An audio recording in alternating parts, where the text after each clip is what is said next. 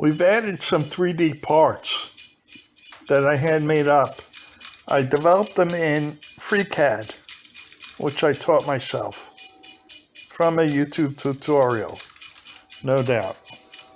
So you see that round disc that the magnets are on, that is 3D printed, and the square underneath it that supports the N20 motor, it has two holes that somehow lined up the way I designed them to go with the bracket, and the motor is securely held and very square and very well centered.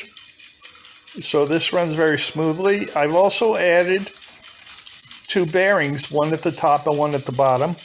You see two fidget spinners, and the bearings are just about a little too big, but about close enough to fit those spacers, electronic spacers that form the axles and the supports between the two acrylic discs that make up the armature. So while they keep it from moving left and right, forward and back, but the weight is supported by a fishing swivel at the top. So I've also bought new fishing swivels, and the new fishing swivel works very well. It's a nickel-plated ball bearing cloak lock fishing swivel size 12. So it works really well, very low friction. So I'm able to get the motor to run pretty smoothly. One problem that you're going to notice is that it's not balanced. And that probably is a big problem that has haunted me from the beginning. And what I have tried to do was to balance it by putting some putty on the support, those electronic spacers that support the two discs together.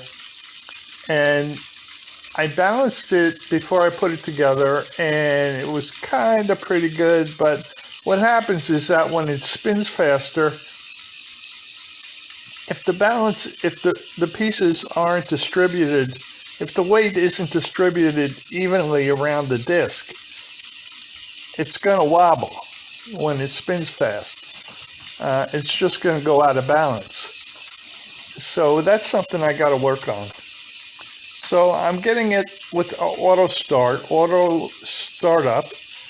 which I worked on quite a bit on the program to get this to work. And it's very sensitive to how powerful the battery is, whether it's a new battery or an older battery. The battery doesn't really last that long. I could probably run it for about like 25 minutes with the battery, or do about maybe 5 or 6 startups, maybe a few more. But it takes about 3 minutes to start up, maybe 2 minutes and 36 seconds, I think, or 2 minutes and 46 seconds to start up. And the way it works, the motor is such, it's a 1000 RPM motor, N20 motor.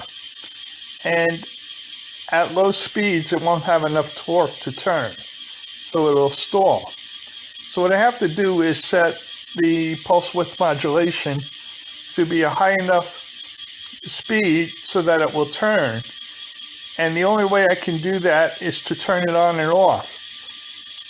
So I turn it on for maybe 100 milliseconds and then turn it off at varying amounts, making it turned off smaller and smaller amounts so it goes faster and faster.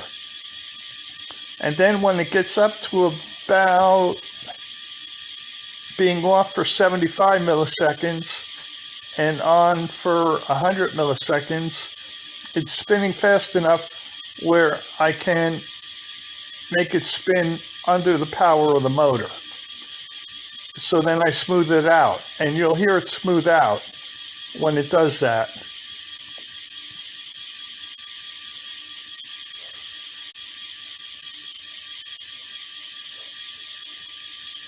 you can really tell the difference. It sounds like chop, chop, chopping, or chug, chug, chugging, or like a train chugging along, an old steam engine.